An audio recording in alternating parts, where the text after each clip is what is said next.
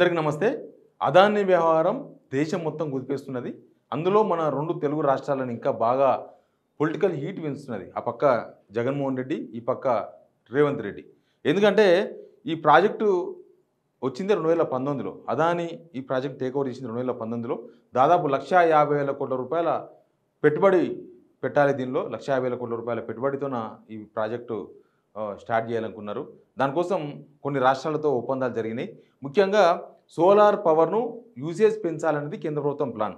దానికోసమని ఈ సంస్థను నెలకొల్పినారు. సెకీ అనే ఒక సంస్థను నెలకొల్పినారు. Solar energy corporation of India. ఈ కార్పొరేషన్ ఆఫ్ ఇండియా నుంచి కార్పొరేషన్ ఆఫ్ ఇండియాకు పవర్ జనరేషన్ అంతా సప్లై చేసే దమ్ము లేదు, పవర్ లేదు. కాబట్టి ఏం చేశారంటే అదానిని అప్పగించారు. అదానికి అప్పగించింది మొత్తం కూడా. అదాని ఏం చేస్తాడంటే వేరే వేరే రాష్ట్రాలలో ఆ ప్రభుత్వాలతో ఒప్పందం చేసుకొని అక్కడ ప్లాంట్స్ ఏర్పాటు చేసి పవర్ సప్లై చేస్తాడు. ఎవరికి చేస్తాడు? సెకీకి సప్లై చేస్తాడు. తర్వాత ఆ పవర్ను ఆ రాష్ట్రాలు కొంటూ ఉంటాయన్నమాట. ఇప్పుడు అసలు ఈ స్కామ్ ఎట్లా బయటకు వచ్చిందని చాలా ఇంపార్టెంట్ పాయింట్. ఏమైందంటే జార్ఖండ్లో అదాని పవర్ ప్లాంట్ ఉంది, సోలార్ పవర్ ప్లాంట్.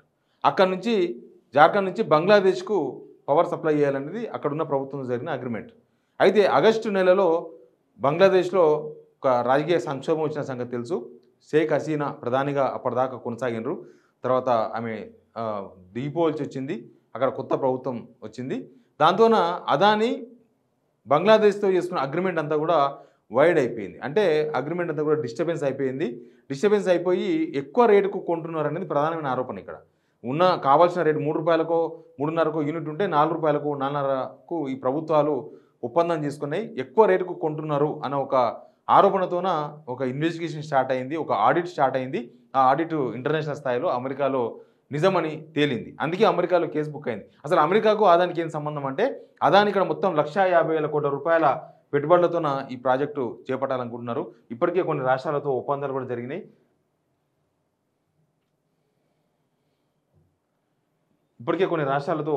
జరిగినాయి. ఇవన్నీ కూడా దాదాపు 8 రాష్ట్రాలు ఉన్నాయి. Odisha, Jammu and Kashmir, Tamil Nadu, Chhattisgarh, Maharashtra, Kerala, Andhra Pradesh and Bihar. ఈ రాష్ట్రాలతో ఒప్పందం కూడా జరిగింది. ఏం ఒప్పందం జరిగింది? మేము పవర్ సప్లై చేస్తాం మీకు, సోలార్ పవర్ అని. అయితే ఇక్కడ లంచాలు ఎందుకు ఇవ్వాల్సి వచ్చింది? ముందు కేసు అదే కదా. ఇక్కడ లంచాలు ఏంటంటే 2,000 కోట్ల రూపాయలు అధికారులకు, తర్వాత కొంతమంది నాయకులకు, ఇక్కడ ఉండే వ్యక్తులకు లంచాల రూపంలో ఇవ్వాలి. ఎందుకు లంచాలు ఇవ్వాలంటే ఎక్కువ రేటుకు రాష్ట్ర ప్రభుత్వాలు అదాని దగ్గర నుంచి పవర్ కొనాలి. మార్కెట్లో ₹3కే దొరికే అవకాశం ఉంటే ఆయన దగ్గర ₹4 కొనాలి. అప్పుడు ఎక్కువ లాభం వస్తుంది. ఆయన టార్గెట్ ఏంటంటే మొత్తం 16,800 కోట్ల రూపాయలు, 16,800 కోట్ల రూపాయలు లాభం వచ్చే విధంగా మొత్తం ఈ ప్రాజెక్ట్ అంతా కూడా ప్లాన్ చేసినారు.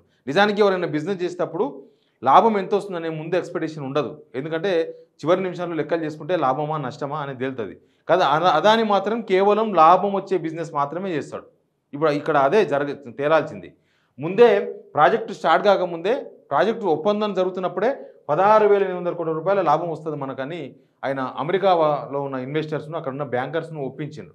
అక్కడ వాళ్ళను ఒప్పించే కన్నా ముందు ఇక్కడ లంచాలు ఇచ్చిండ్రు. 2,000 కోట్ల రూపాయలు లంచాలు ఇచ్చిండ్రు. ఎందుకు లంచాలు ఇచ్చిండ్రంటే ఇక్కడ పవర్ కొనుగోలు చేస్తున్న రాష్ట్రాల అధికారులు లేకపోతే అక్కడ ఉన్న ప్రజాప్రతినిధులు వాళ్ళు ఎక్కువ రేటుకు పవర్ కొంటే ఈ లాభాలు వస్తాయి. దానికోసమని లంచాలు ఇవ్వాలి. ఇక్కడ అధికారులది ఏం పోదు, ప్రజా నాయకులది ఏం పోదు, అక్కడ ఉన్న ముఖ్యమంత్రులది ఏం పోదు. ఎందుకంటే ప్రజల money. Adani private business man. ఈ గవర్నమెంట్ ఆ అదానితో పవర్ కొంటారు, కావాల్సిన కన్నా ఎక్కువ కొంటారు. అప్పుడు అదానికి లాభం వస్తుంది. ఆ లాభంలో కొంత వీళ్ళకి వస్తుంది. ముందే లంచాలు ఇచ్చి వీళ్ళని ఒప్పించి ఇప్పుడు అదాని ఈ లాభాలంతా కూడా లెక్కబెట్టే ప్రయత్నం కూడా చేసిండ్రు. మొత్తం 16,800 కోట్లు దీనిలో మొత్తం లాభం వస్తుందని ఇక్కడ అమెరికా నుంచి ఇన్వెస్ట్మెంట్స్ అంతా తీసుకొచ్చిండ్రు. ఇదంతా అమెరికా చట్టాల ప్రకారం ఇట్లా లంచాలు ఇవ్వడం నేరం. అక్కడ ఇన్వెస్టర్స్ను తప్పుదో పట్టించిండ్రు. ఇన్వెస్టర్స్తో ఈ 16,800 కోట్ల రూపాయల లాభం వస్తుందని ఇక్కడ లంచాలు ఇచ్చి ఇక్కడ ఏదో అగ్రిమెంట్ చేసుకొని ఆ అగ్రిమెంట్లను చూపించి అక్కడ నుంచి ఇన్వెస్ట్మెంట్ రాబట్టిండ్రు అనేది అభియోగం. దానిపైన అదానితో పాటు ఆయన మేనల్లుడు ఇంకా 6 మంది పైన కూడా కేసులు బుక్ అయినాయి. రేపు మాపు అరెస్ట్ అంటున్నారు. ఇంకా తెలంగాణకి ఏంటి సంబంధం అనేది చాలా ఇంపార్టెంట్. తెలంగాణలో ఏం జరిగిందంటే తెలంగాణలో మనకు ఈ గవర్నమెంట్ వచ్చిన తర్వాత, కాంగ్రెస్ ప్రభుత్వం వచ్చిన తర్వాత జనవరి నెలలో దావోస్ పోయారు. దావోస్ పోయి అక్కడ 4 అగ్రిమెంట్లు చేసుకున్నారు. అక్కడ ఈ గవర్నమెంట్ 12,400 కోట్ల రూపాయల అగ్రిమెంట్లు చేసుకున్నారు. దానిలో 5,000 crores 100 megawatts data centre that is using green energy. Green energy అంటేనే సోలార్ ఎనర్జీ. ఇక్కడ కూడా సోలార్ ఎనర్జీలో 5,000 కోట్ల రూపాయలు పెట్టుబడి పెట్టాలని, ఇక్కడ 5,000 కోట్ల రూపాయలతో అక్కడ ఒక ప్లాంట్ ఏర్పాటు చేయాలని అగ్రిమెంట్ చేస్తున్నారు. అసలు ఈ అగ్రిమెంట్ పేపర్లు ప్రభుత్వం ఇప్పటిదాకా దీనికి సంబంధించిన 4 అగ్రిమెంట్లు ఉన్నాయి. ఈ 4 అగ్రిమెంట్ల పేపర్లు పబ్లిక్ డొమైన్లో ఈ ప్రభుత్వం పెట్టలేదు. కేవలం అదాని వెబ్సైట్లో మాత్రమే మనకి ఇది కనిపిస్తుంది. తెలంగాణ ప్రభుత్వంతో ఒప్పందం చేసుకున్నట్టుగా. మన రాష్ట్ర ప్రభుత్వం దగ్గర ఏం అగ్రిమెంట్ చేసుకున్నారో, అసలు ఏం జరిగిందనేది ఇప్పటిదాకా రాష్ట్ర ప్రభుత్వం ఏ విషయాన్ని కూడా పబ్లిక్ డొమైన్లో పెట్టలేదు, జనాలకు చెప్పలేదు. కేవలం 12,400 కోట్ల చేసుకున్నామని చెప్పిన దానికి రేవంత్ రెడ్డి ఏదో క్లారిటీ ఇచ్చే ప్రయత్నం చేసినారు. ఆయన దేశమంతా దోసుకుంటున్నాడు కాబట్టి ఇక్కడ పెట్టుబడులు పెట్టించే ప్రయత్నం చేస్తున్నామని. ఆయన పెట్టుబడులు పెట్టే ప్రయత్నంలోనే ఇవన్నీ కూడా జరిగినాయి. ఈ ప్రభుత్వంతో ఈ 12,400 కోట్ల జరిగిన అగ్రిమెంట్ బ్యాక్ ఏం జరిగింది? 100 కోట్లు స్కిల్ యూనివర్సిటీకి ఆయన విరాళం ఇచ్చిండు. మొన్ననే రాహుల్ గాంధీ చెప్పిన మహారాష్ట్రలో 40 కోట్ల విరాళం ఇచ్చి అక్కడ ఒక పెద్ద ప్రాజెక్టు తీసుకున్నాడు. ఆయన ఉత్తగా డబ్బులు ఇవ్వడు, ఏదో పెద్ద ప్రాజెక్టు వస్తే తప్ప అని. ఇక్కడ 100 కోట్ల స్కిల్ యూనివర్సిటీకి డబ్బులు ఇచ్చి ఇక్కడ అదాని సిమెంట్ ఫ్యాక్టరీ మనం చూస్తున్నాం కదా, రామన్నపేట దగ్గర అదాని కంపెనీకి ఇచ్చేసిండ్రు. ప్లస్ గుడ్డలబేగంపేటలో 87 ఎకరాలు కాస్ట్లీ ల్యాండ్ లీజ్కి ఇచ్చేందుకు, లేకపోతే అవుట్ రైట్ అమ్మేందుకు సిద్ధమైంది గవర్నమెంట్. సేమ్ టైం ఇక్కడ ఇంకా ఈ అగ్రిమెంట్లు, ఈ బిజినెస్ల వెనుక ఏం జరిగింది, అసలు అదాన్ని తెలంగాణలో ఇంత బిజినెస్ ఎక్స్పాండబుల్ కావడానికి కారణం ఏంది అనేది తేలాల్సి ఉంది. అందుకే రేవంత్ రెడ్డి చుట్టూ ఉందా, ఉచ్చు బిగుసుకుంటుందా రేవంత్ రెడ్డికి అనే డౌట్లు వస్తున్నాయి. నిన్న రేవంత్ రెడ్డి పేరు తీయకుండానే రాహుల్ గాంధీ చెప్పాల్సింది చెప్పిండ్రు. అదాని విషయంలో ఈ రకమైన బిజినెస్ ఎవరు చేసినా వాళ్ళని అరెస్ట్ చేయాలి, ఇందులో మోడీని అరెస్ట్ చేయాలి, వివిధ రాష్ట్రాల ముఖ్యమంత్రిని అరెస్ట్ చేయాలి, ఇక్కడ కాంగ్రెస్ కర్ణాటక ముఖ్యమంత్రులు కూడా పాల్పడితే వాళ్ళని కూడా అరెస్ట్ చేయాలని చెప్పి రాహుల్ గాంధీ చాలా క్లియర్గా చెప్పిండ్రు. ఇప్పుడు ఇదంతా కూడా చూస్తుంటే, ఈ వ్యవహారం అంతా కూడా చూస్తుంటే, మరి దీనిలో మన గవర్నమెంట్ పాత్ర ఏంది, మన గవర్నమెంట్ ఎందుకు ఈ ఒప్పందం చేసుకున్నది, ఒప్పందం వెనుక ఏం జరిగింది, ఈ రహస్యం ఏంది అనేది మాత్రం చెప్పలేదు. ఎందుకంటే పొంగులేటి శ్రీనివాసరెడ్డి, సునీల్ కనుగోలు ఇద్దరు రహస్యంగా ఒక హోటల్లో మీటింగ్ అయిన సంగతి అందరికీ తెలిసిందే. రేవంత్ రెడ్డి కూడా దాదాపు 3-4 సార్లు రహస్య సమావేశాలు నిర్వహించిండ్రు అదానితో అనేది ఒక చర్చ ఉంది. కాబట్టి రహస్య సమావేశాల్లో ఏం జరిగింది, అసలు అదాని వెనుక ఇక్కడ జరిగిన